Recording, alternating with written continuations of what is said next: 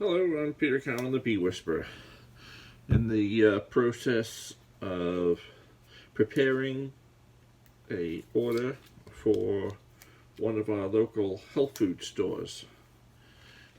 Now, if you're looking to make some money out of your beekeeping and you have honey that you want to sell, I'd think of it in terms of if your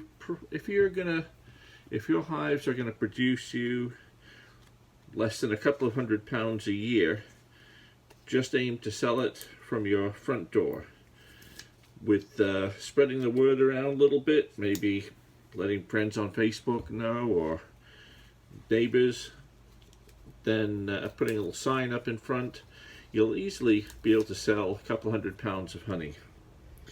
You'll sell it at retail, so you're going to get much more. You're going to get more like $10, $12 a pound for your honey. As I said, if you're doing small quantities, the smaller units you sell it in 8-ounce jars, not 16-ounce jars. The smaller the unit, the better the price you're going to get for your honey. Now, if you've got many more hundreds of pounds, then you might start looking at taking on retailers, so some stores to sell to. Now, that's jumping through the next hoop, because if you're selling honey anywhere other than your front door or to friends and neighbors or stand in front of your house, then you're going to need, at least in Maine, a honey processing kitchen. So it is the basic standard of kitchen that you'll require. You should look up maine.gov to get the information on the specifics of the kitchen and the process of permitting that. Or you're going to have to take your honey to somewhere that has a licensed processing kitchen to get it to get the honey extracted and bottled up for you. So once you've done that, then you can sell in stores, other farm stands, that sort of thing. So I would take advice on that. Don't take my word as absolute fact on that. This is my understanding of the situation, and it will vary a lot from state to state and country to country. If you are looking to sell at stores, what you need to anticipate is that you don't want to take on so much and then run out. The stores will want to have a reliable supply, so anticipate what the store is likely to want over the course of a year and make sure you keep some back for them. Once you take on the responsibility of supplying a customer, you want to make sure you are supplying that customer for the whole duration of the period that they're expecting to sell. So right now I have had, I think it's about 5 retailers of my product, but with my increase in honey production, I'll be looking to take on more this year. And so I'm going to deliver this order. I've got a couple of health food stores in the Bangor, Maine area. So this one is going to a company called Tiller and Rye in Brewer, and they've been taking my product for a couple of years now, maybe a bit more, and they get honey supplies from big honey suppliers, but lots of small honey suppliers as well. In fact, quite a few of my students sell honey that in places where I also sell it, and so it's interesting to see the comparison, because everybody's honey is different. You're not really competing head on. Everybody's honey is different, so you're providing different product, and you're also providing a very high quality product as well. Now, most of the time, stores like this one, they take your most big sellers, so your 2-pound and your 1-pound jars. Those are going to probably be your biggest sellers at normal retail outlets. But so Tiller and I were taking 2-pound, 1-pound, and 8-ounce jars, but they're also taking other products of mine like the lip balms we made recently and the hand creams.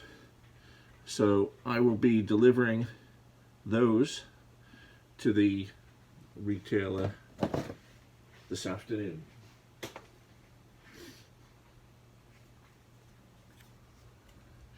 The advantage of selling honey to a retailer is that they buy much larger quantities of honey. So these folks are taking, let me say, 50, 75, about 90 pounds of honey in this order, and they ordered about that last month as well. So 90 pounds. So when they're ordering roughly 90 pounds of honey, I have to make sure that just to keep this customer supplied, that I'm going to have roughly 1,000 pounds of honey put aside for this customer. Now this is a relatively large retail outlet for me, so you want to, most of your outlets may be smaller than that, some might be bigger. So you just want to get an idea to judge it. You might not get it right the first time, but try to make sure that you don't overcommit to selling honey that you don't have. You don't want to give yourself a bad reputation right from the start. So you make much more money selling directly to the public, but it takes a while. If you've got more to sell and you're not going to sell that much to your own retail customers, then you need to start taking on stores.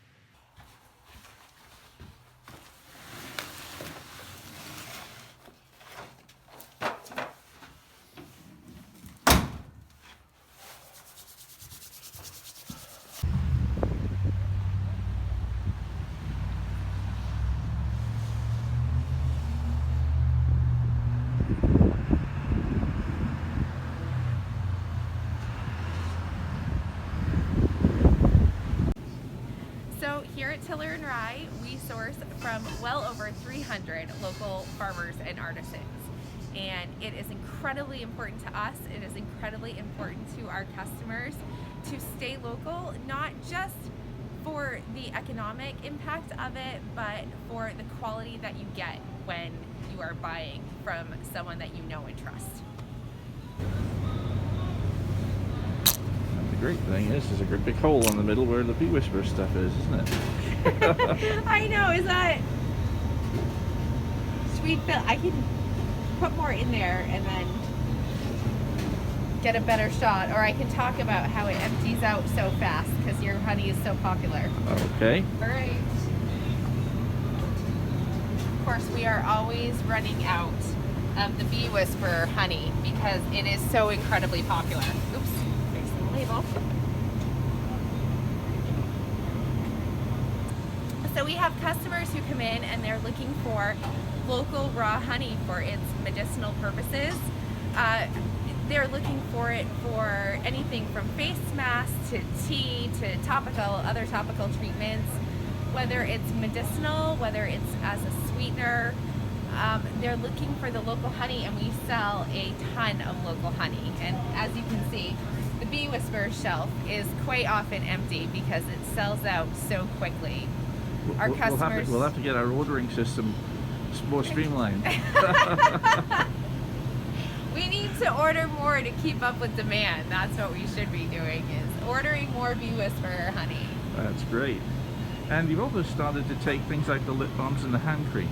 We love the lip balms and the hand cream. I mean, you know, with the natural local honey already in there, it is the best thing. I find that even for myself, a beeswax chapstick is going to be the most healing thing I can put on my lips.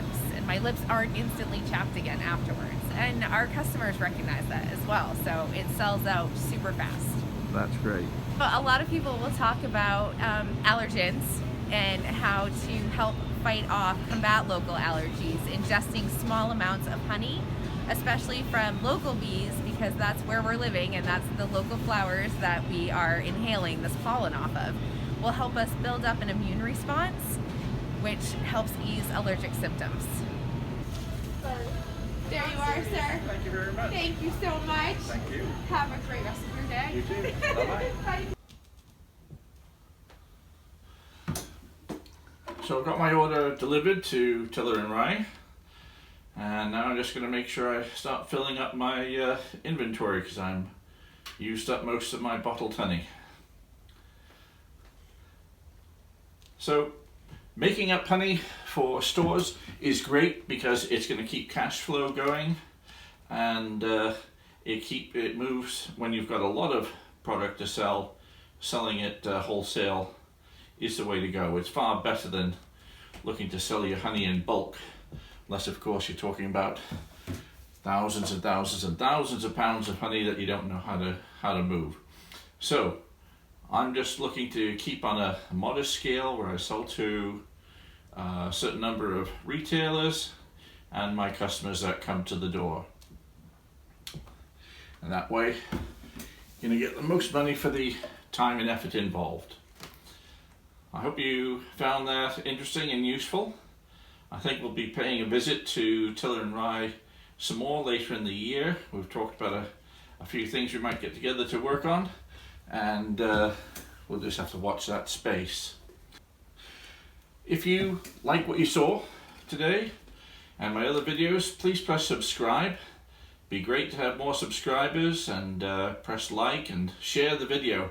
Tell people about it. If you think other people will learn from the videos as well, please share it with them. I'd love to grow this channel somewhat, and I need your help to do that.